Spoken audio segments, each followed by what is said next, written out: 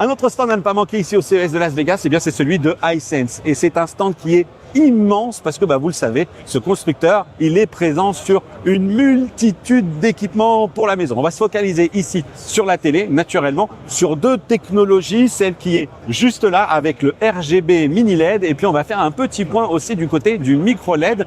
Et pour cela, eh bien, je suis avec Damien. Salut Damien. Salut David. Comment vas-tu? Bienvenue. Très bien. Merci. Bon, merci bien.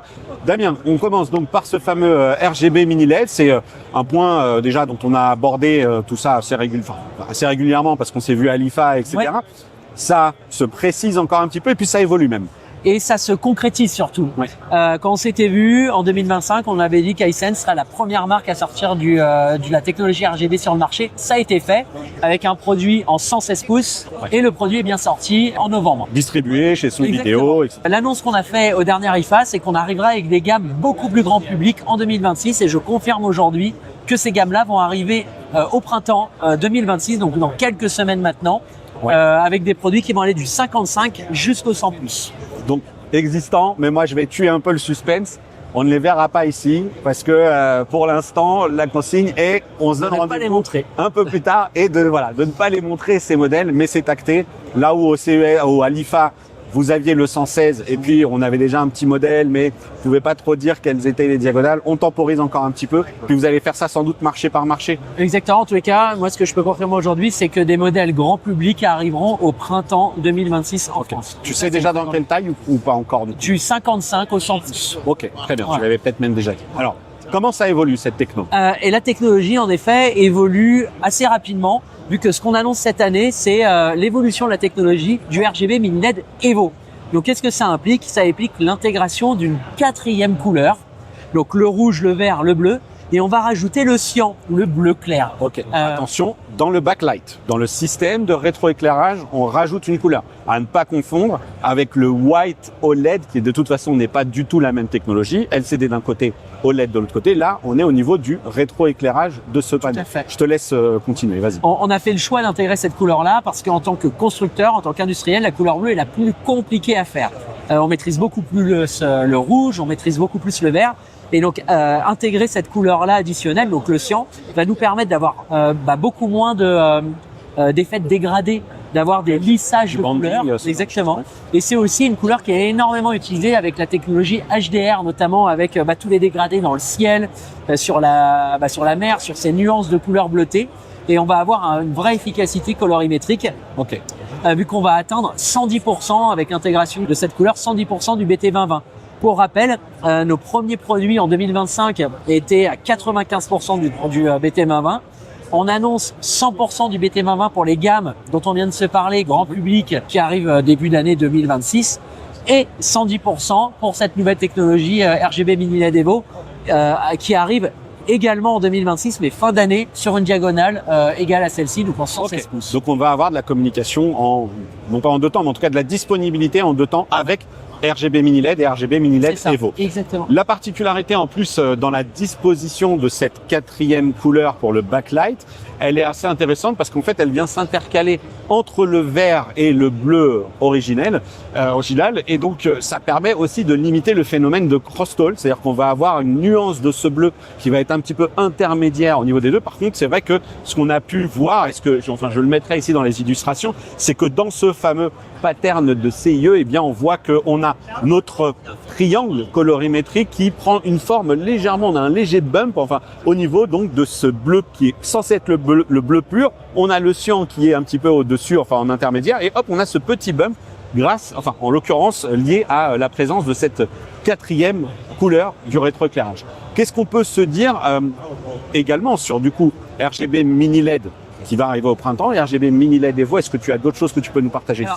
Une information qui est quand même assez importante, c'est que nos produits seront équipés d'une dalle ou d'un filtre. On attend encore la confirmation des ingénieurs mat anti-reflet. Okay. Donc ça va permettre de profiter de manière optimale aussi de cette technologie, quel que soit son intérieur. Ok, une petite subtile nuance qui effectivement rejoint ce que fait un autre constructeur et qui d'ailleurs du côté du marché de l'OLED a connu un joli succès. Donc on va patienter encore de voir pour voir un peu comment tout ça s'intègre dans le TV. J'imagine que les choses sur lesquelles vous étiez même à l'état de communication très anticipée de la part de Dolby Vision au moment de l'IFA, Dolby Vision 2, j'imagine que ça c'est acté sur ce type de produit. Tu as des informations? Alors, j'ai des informations que je peux pas trop en dire. Ce que je peux dire par contre, c'est que pour ceux qui ont la chance d'aller sur le stand de Dolby, Hisense est bien présenté en tant que partenaire privilégié pour Dolby Vision 2. Mais je serais ravi de montrer. On ne sait pas si c'est avec le RGB mini LED de l'an dernier ou si c'est avec un de ceux-là. On en parle en temps et en heure. Ok, ça marche. Bon, j'essaierai d'essayer d'aller faire un petit tour. D'en parler. Bon, moi je pense que on verra, on fera le point sur ce sujet-là. Est-ce qu'on peut se dire d'autres choses ou sur les RGB, c'est surtout ça. Moi, le message principal, c'est de dire que cette technologie est réelle. En tous les cas, chez Hisense, ce ne sont pas juste des effets d'annonce. On est, nous, industriellement et techniquement prêts. Et la preuve en est, c'est que là, maintenant, dans quelques semaines, on arrive sur le marché avec des tailles beaucoup plus accessibles, disponibles pour tous.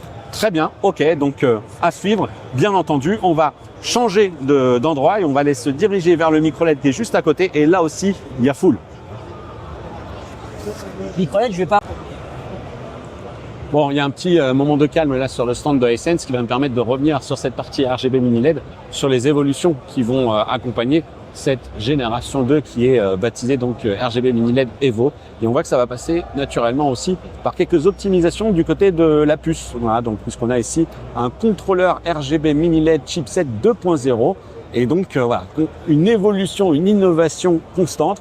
Donc ce chipset, il va intervenir sur la partie luminance du dispositif en améliorant donc avec une structure multicellule LED, la luminosité est améliorée a priori de 120% pour délivrer des performances HDR ultimes, rien que ça. On a ensuite des rouges plus profonds qui sont également ici promises par cette partie innovation. Et ensuite le Gentle Air, alors donc du coup réduction de l'émission de lumière bleue alors que pourtant il rajoute un élément bleu cyan. Bon, ok, pourquoi pas, à voir comment réellement ça va être confirmé, réellement que ça va être perçu, mais en tout cas ici il semble être confirmé que c'est moins d'exposition à la lumière bleue. Ensuite, on a ici le Long Lifespan, donc nouvelle, ici inorganique, matériaux lumineux inorganiques. Donc voilà, ici encore une fois, on se met un petit peu en opposition aux diodes organiques de la technologie OLED.